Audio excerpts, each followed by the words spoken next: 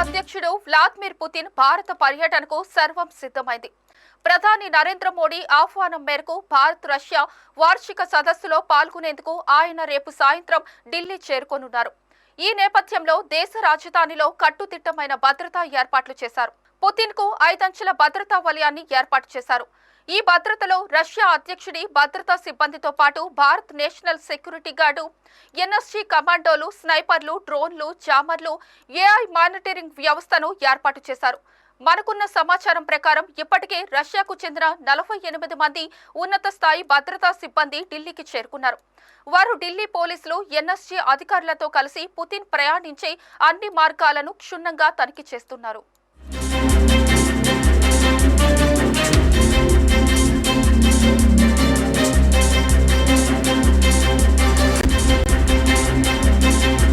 భద్రతలో బయట వలయాల్లో ఎన్ఎస్జీ, ఢిల్లీ పోలీసులు ఉండగా అంతర్గత భద్రతా బాధ్యతలను రష్యా అధ్యక్ష భద్రతా దళాలు చూసుకుంటున్నాయి.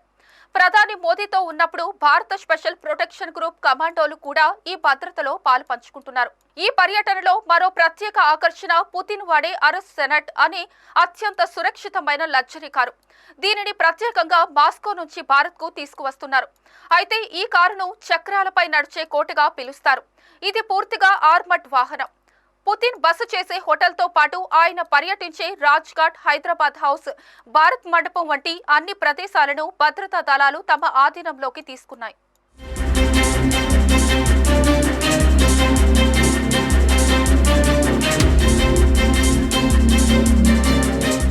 పుతిన్ భారత్లో తినే ప్రతి ఆహార పదార్థాన్ని రష్యా నుంచి తెచ్చిన ల్యాబొరేటరీలో పరీక్షించనున్నారు.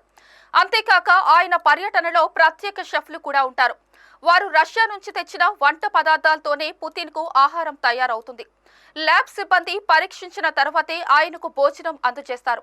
ఈ పర్యటనలో మరో విచిత్రమైన విషయం ఏమిటంటే భారత్లో పుతిన్ విసర్జించే మలమూత్రాలను ఆయన భద్రతా సిబ్బంది ఓ సంచిలో భద్రపరిచి మాస్కోకు తీసుకువెళ్లిపోతారు. అంతేకాక పుతిన్ ఉపయోగించే టాయిలెట్, టెలిఫోన్ బూత్ కూడా మాస్కో నుంచి రానున్నాయి.